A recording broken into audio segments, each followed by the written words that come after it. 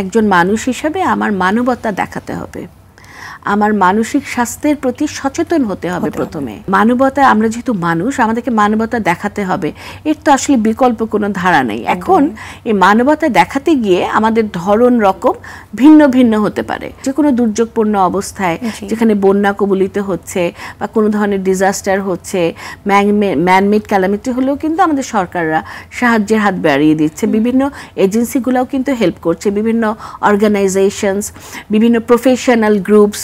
আমরা যদি সবাইকে সার্ভিস দিতে চাই, আমাদের এই অ্যাওয়ারনেসগুলো বাড়াতে হলে আসলে ছোটবেলা থেকে, স্কুল লেভেল থেকে কিন্তু মেন্টাল হেলথ নিয়ে, যে একটা মেন্টাল হেলথ যে আমাদের হেলথের একটা বিরাট অংশ, তাহলে কিন্তু আমরা ওইটার প্রতি যত্নবান হব, যেমনটা আমরা ফিজিক্যালের ক্ষেত্রে হচ্ছি। তো স্কুল লেভেল থেকে কিন্তু বই পুস্তকে এই বিষয় নিয়ে একটু স্বাভাবিক যত্ন কতটুকু নিতে পারবে এটা থাকা উচিত।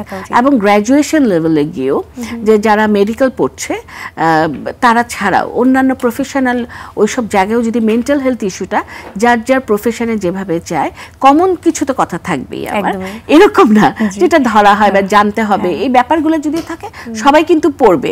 সেটা সে জানার জন্য না, পাশ করার জন্য হলেও পড়বে, পড়লেও কিন্তু সে কিন্তু জেনে যাবে আলটিমেটলি।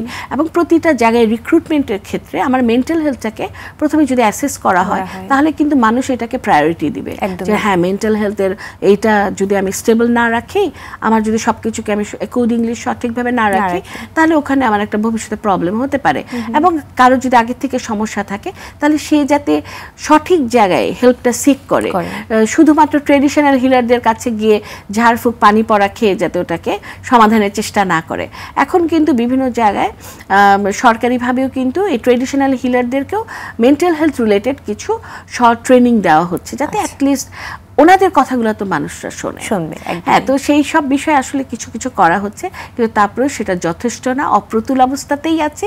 এবং এই মেন্টাল হেলথ রিলেটেড শুধু মানসিক সমস্যা, মানসিক রোগ নিয়েই যে করতে হবে তা না, এটা আমাদের মনোবৃত্তি, এই ব্যাপারটাতে আসলে আমাদেরকে সচেতন হতে হবে যে মানসিক স্বাস্থ্য সাধারণ স্বাভাবিকভাবে থাকবে।